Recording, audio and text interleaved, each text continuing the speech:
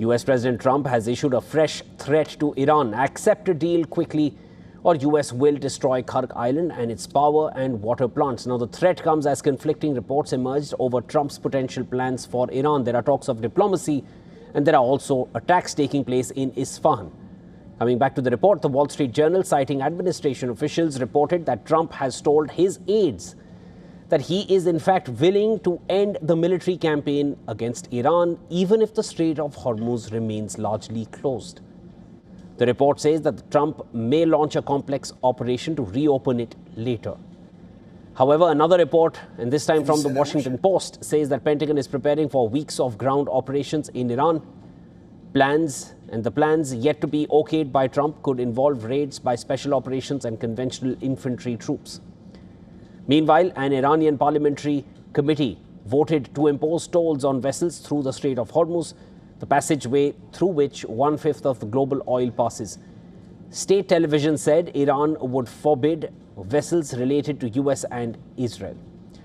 Trump has claimed that the diplomatic progress in ending the month-long war, but he also warned that if a deal were not struck quickly, US forces would destroy, and I quote Trump here, all of Iran's electric generating plants, oil wells, Kharg Island, and possibly all desalination plants, which the US have purposely not touched yet, as per Trump.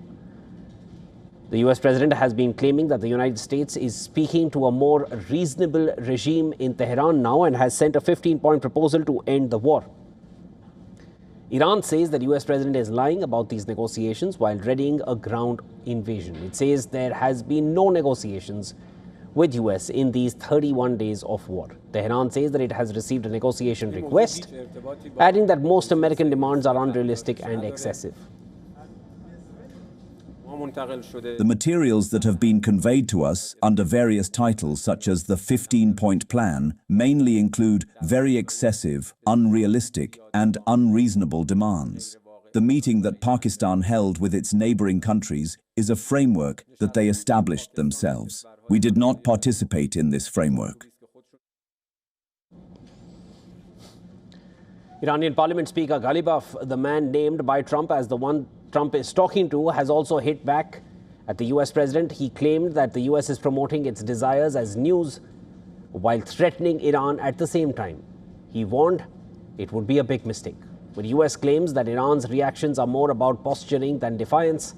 Secretary of State for the US, Marco Rubio, says that the US has privately received positive messages from Iran, voicing hope for working with elements within Iran's government. And Rubio said that there were internal fractures inside the Islamic Republic and said that US is hoping that figures with power to deliver take charge.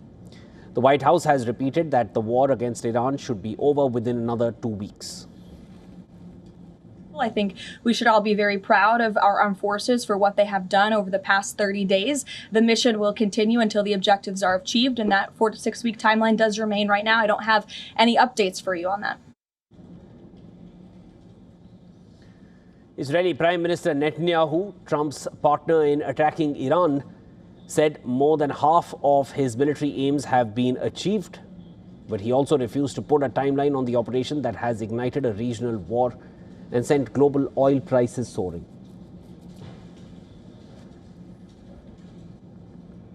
All right, there's more on this from my colleague Susan Tehrani, who sent us this report from New York.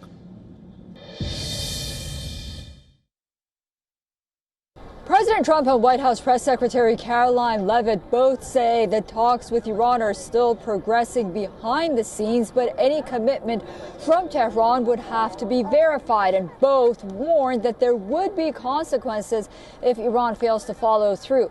Economically, the war is rattling markets. Oil prices have surged above roughly $116 a barrel, raising concern about inflation and energy costs, while global stocks have been volatile as investors react to the risk of a wider regional conflict.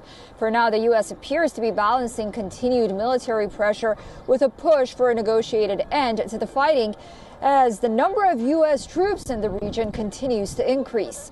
Susan Tehrani reporting from New York for WION World is One.